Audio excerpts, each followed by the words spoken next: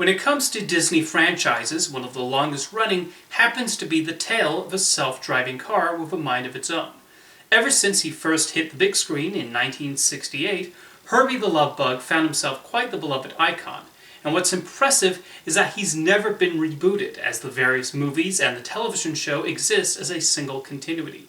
How many decades-old properties can say that? The character's origins began in an unpublished story by Gordon Buford titled Car Boy Girl. Walt Disney came across the manuscript and took a shine to the idea, prompting him to buy the rights and pitch the film as a starring vehicle for Dean Jones.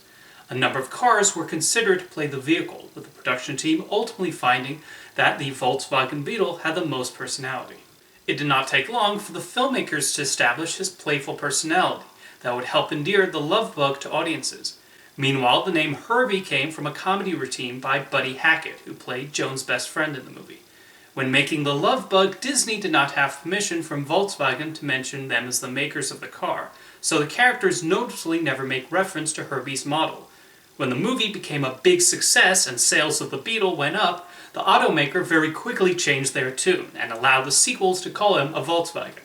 Thanks to the talents of director Robert Stevenson, writers Don DeGrady and Bill Walsh, the cast, and the entire team behind the film, the Love Bug proved quite the charmer. Dean Jones starred in many Disney films, but Jim Douglas would become the role he's most remembered for, as he somehow succeeds in having chemistry with a car, and that's no small feat. And we also get an hilarious turn from David Tomlinson as the villain who attempts to sabotage the little car. However, the star of the show is Herbie. The special effects team did so well in making him lovable, but with plenty of spunk. It all culminates in a fun race sequence with all sorts of creative scenarios and obstacles for the characters. The Love Bug proved to be the right kind of escapism for the late 60s audience and became a massive hit for the Walt Disney Studios. 6 years later arrived the sequel Herbie Rides Again, with the car getting into more shenanigans. Jim Douglas is absent, as it's revealed he's off racing in Europe and left Herbie behind. This time Herbie deals with an evil developer who wants to tear down his beloved firehouse, and we get more hijinks. It's an okay sequel with a heavy emphasis on slapstick than even the first movie, but the filmmakers put together some fun sequences.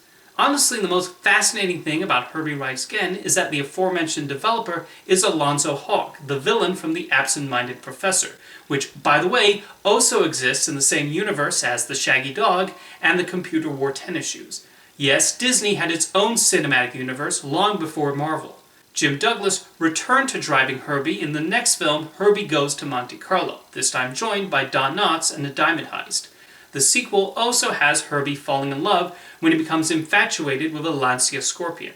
We get more comical situations, and again there's a decent amount of charm to be found, although the final race does run a little too long. By this point, you do start to notice the formula with these movies, as Herbie tries to help out a human driver while also messing with some villains up to no good. I think there was definitely a case of diminishing returns with the fourth film, Herbie Goes Bananas. For some reason, Jim abandons Herbie in Mexico and enlists his nephew to pick him up so he can participate in a race in Brazil. It's a strange film, as you think it's leading up to the big race, and instead the movie ends before they even get there. In its place, we have Herbie forming a bond with a young boy, and there's some dastardly plan going on in the middle. Harvey Korman gets some funny moments, but otherwise it's not too hard to figure out that audiences are tired of the formula at this point. In the end, Herbie Goes Bananas made the least money out of all the movies, which seemed to put an end to his big screen adventures, although the little car was not done yet.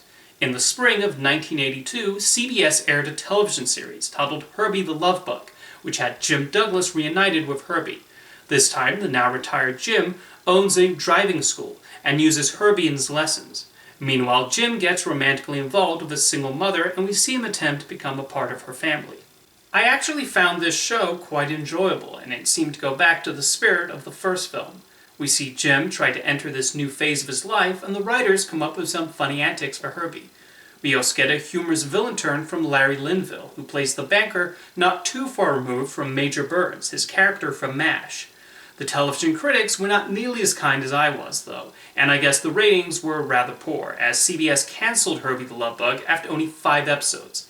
After that, Herbie would not be let out of the garage until 15 years later, when a TV movie sequel titled simply The Love Bug aired on ABC as part of the Wonderful World of Disney. This time the star was Bruce Campbell, with the film being directed by Peyton Reed, who would later helm Bring It On and the Ant-Man movies. In the film, Herbie somehow ends up in the hands of a Scottish race car driver, who immediately discards him, and he's eventually acquired by Campbell's character.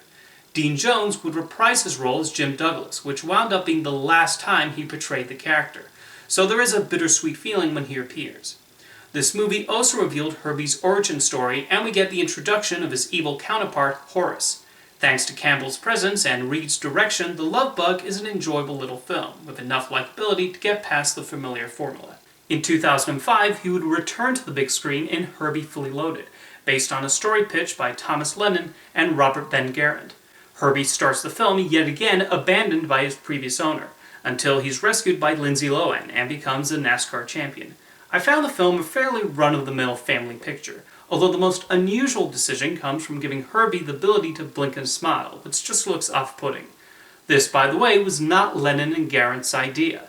There's an excellent chapter in that book, Writing Movies for Fun and Profit, where they write about their experiences working on Fully Loaded. Their initial draft was slightly different than what ended up on screen, and was loved by the president of Walt Disney Pictures at the time. But they then found themselves dealing with another executive who demanded a bunch of changes, including giving Herbie those aforementioned facial expressions. They were then fired, only to be brought back to rewrite the script when Disney was unsatisfied, but still required to keep the ideas implemented by that exec. I highly recommend reading that book if you're curious what goes into writing a studio film, and it's why I never blame the screenwriter if the movie is underwhelming. Herbie Fully Loaded pulled in decent numbers at the box office, but not nearly enough for Disney to greenlight a sequel. And since then, they've done absolutely nothing with Herbie. With 16 years since the release of his last movie, this is actually the longest gap without a new Herbie project. I really hope he returns someday, maybe on Disney+, because that little Volkswagen Beetle is too good of a character to go unused. Whatever happens in the future, I think he has proven himself one of the most iconic and beloved cars in film history. See you next time.